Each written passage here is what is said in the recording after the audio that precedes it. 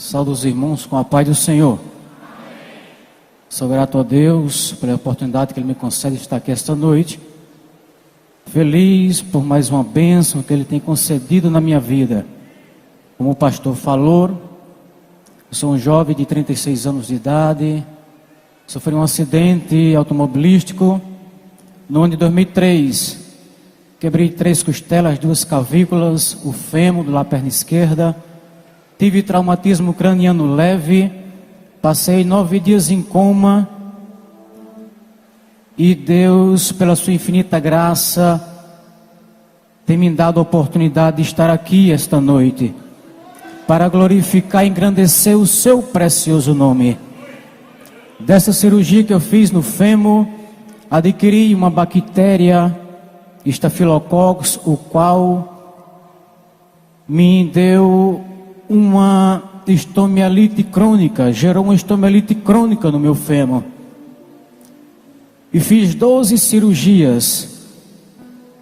Dentro de 4 anos fiz 10.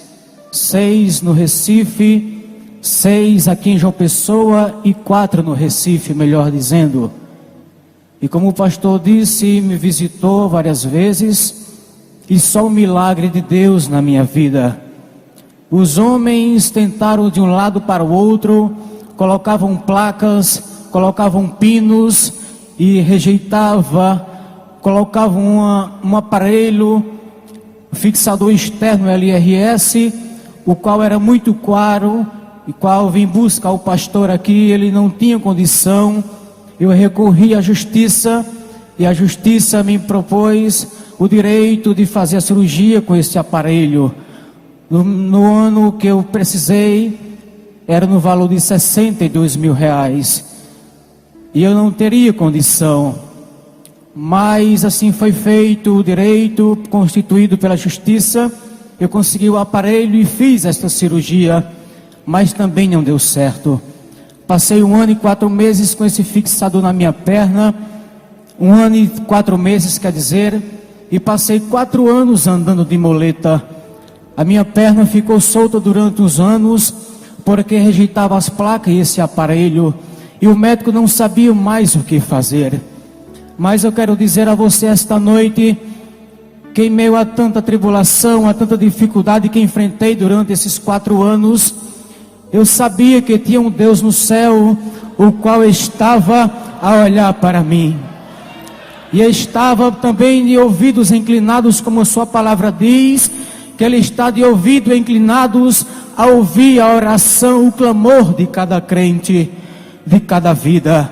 E aqui na igreja, na Paraíba, algumas igrejas, alguns irmãos, o qual tinham conhecimento do meu problema, também no Pernambuco, como em São Paulo e outros estados, tinha alguém orando por mim. Tinha alguém de joelhos derramando as suas lágrimas em meu favor. E melhor que todas estas coisas, e bem dizendo, o importante para mim e para você também é permanecer calado na provação. Deus prova, mas quer ouvir o seu silêncio. Você pode só abrir a sua boca para clamar a Deus e não para maldizer o que está passando. Deus, Ele prova, Ele quer ver o meu comportamento diante dEle. Dar alegria, glorificar-se, alegrar na presença de Deus. Quando tudo vai bem é muito fácil. Mas quero ver glorificar e ficar feliz quando tudo está difícil. É por isso, meu irmão, não perca a sua confiança em Deus. Não perca o temor a Deus. Creia, por mais que as coisas estejam difíceis na sua vida, creia que Deus tudo pode fazer. Ele não mudou. E desta feita, no dia 2 de dezembro do ano passado, foi realizada uma cruzada através da Igreja Evangélica Assembleia de Deus, ali na cidade de Santa Rita, o qual foi levado um pregador ali que Deus tem lhe confiado um grande ministério em sua vida. Quero deixar bem claro que não foi o homem que me curou, foi Deus, Jesus de Nazaré, o mesmo que fez maravilhas no passado, Ele continua a fazer hoje. E ele, aquele homem de Deus, pastor Rubens Costa, era somente um instrumento de Deus, como todos aqui como todos vocês, como eu sou. Somos um instrumento de Deus. Somos um instrumento para que Ele possa usar na terra para apresentar os seus milagres. E da mesma forma que Paulo, no livro de Atos dos Apóstolos, capítulo 14, e o versículo 8 em diante, Paulo fazia o ministério na terra. E na cidade de Listra havia um jovem, aleijado dos seus pés, desde o seu nascimento. E Paulo, vendo em seus olhos que havia fé na vida daquele jovem, ele determinou para aquele jovem, dizendo assim: ei, levanta-te sobre os teus pés direito e anda. E naquela mesma forma aquele jovem creu na palavra que Paulo dirigiu a ele pelo poder do Espírito de Deus, e aquele jovem saltou e começou a andar.